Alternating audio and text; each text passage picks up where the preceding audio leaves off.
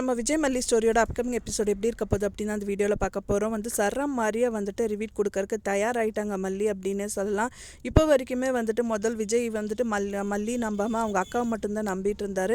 ஆனால் பார்த்தீங்கன்னா இப்போ தான் அவங்க அக்கா இந்த மாதிரியெல்லாம் பண்ணிட்டு இருக்காங்க அப்படின்னு தெரிஞ்சதுக்கப்புறம் இன்னி பார்த்துட்டு சும்மா இருக்க மாட்டேன் அப்படின்னு சொல்லிட்டு தான் களத்தில் இறங்கியிருக்காங்க மல்லி அப்படின்னே சொல்லலாம். ஏன்னா என்னதான் அவங்க களத்தில் இறங்குறத சவால் விட்டுட்டு வந்தாலும் அவங்கள பார்க்கக்கூடாது செய்யக்கூடாதுன்னு சொல்லிட்டு அவங்களோட வாழ்க்கையை வாழணும்னு தான் நினச்சிட்டு இருக்காங்க. ஸோ அப்படி தான் பார்த்திங்கன்னா வெண்பா ஸ்கூல்லேருந்து கூட்டிகிட்டு வந்துட்டுருக்காங்க. வந்துட்டு இருக்கிற வழியில் சடனாக ஒரு கார் ஆக்சிடென்ட் பண்ணுற மாதிரி நிற்குது. ஸோ அதை பார்த்தோன்னே ரொம்ப டென்ஷன் ஆகிடுறாங்க. அவங்க கோவமாக பேசும்போது தான் தெரியுது அது ராஜி அப்படின்னு சொல்லிட்டு.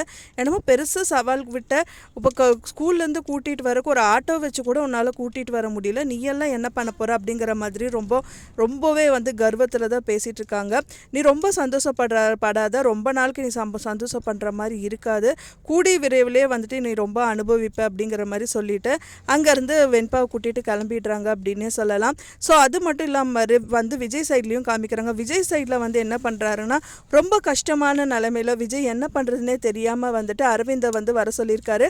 அரவிந்தும் வராரு. எதுக்கு சார் கூப்பிட்டீங்க அப்படின்னு கேட்குறாங்க. எனக்கு ஒரு ஹெல்ப் வேணும் அரவிந்த் அப்படின்னு சொல்லிட்டு அரவிந்த் கிட்ட கேட்குறாரு. அப்போ தான் என்ன ஹெல்ப் அப்படின்னு கேட்கும்போது அவர் கையில் கட்டிட்டு இருந்த வாட்சை கழட்டி கொடுத்துட்டு இது எப்படியா விற்று கொடுங்க அரவிந்த் அப்படிங்கிற மாதிரி சொல்கிறாங்க. ரொம்ப சோகமான நிலைமையில் இருக்குது. எவ்வளோ வசதியாக இருந்த விஜய் ஸோ இந்த மாதிரி ஒரு காசுக்காக வாட்செல்லாம் விற்கிறாருன்னு நினைக்கும் போது ரொம்பவே சோகமாக இருக்குது. என்ன நிலைமை ஆனாலும் சரி விஜய்க்கு மல்லி கண்டிப்பாக உறுதுணையாக இருப்பாங்க அப்படின்னு ஒரு கட்டத்தில் அவங்க ப்ரூவ் பண்ணிகிட்டே இருக்காங்க. ஸோ கூடி விரைவிலே விஜயோட சொத்துக்கள் எல்லாமே மல்லி வாங்கி கொடுத்துருவாங்க அப்படின்னே தெரிய வருது. ஸோ நீங்கள் என்ன நினைக்கிறீங்க அப்படின்னு சொல்லிட்டு உங்கள் கருத்துக்கெல்லாம் மறக்காமல் கமெண்ட்டில் ஷேர் பண்ணுங்கள். நான் சொன்ன இந்த தகவல் உங்களுக்கு பிடிச்சிருக்குன்னு நினைக்கிறேன். ஃப்ரெண்ட்ஸ் பிடிச்சிருந்தா மறக்காமல் லைக் பண்ணுங்கள், ஷேர் பண்ணுங்கள், கமெண்ட் பண்ணுங்கள், சப்ஸ்கிரைப் பண்ணுங்கள். மேலும் இன்னொரு மல்லி சீரியல் அப்டேட்டோட நெக்ஸ்ட் மீட் பண்ணுறேன். தேங்க்ஸ் ஃபார் வாட்சிங் மை வீடியோ ஃப்ரெண்ட்ஸ். நெக்ஸ்ட் வீடியோவில் பார்க்கலாம்.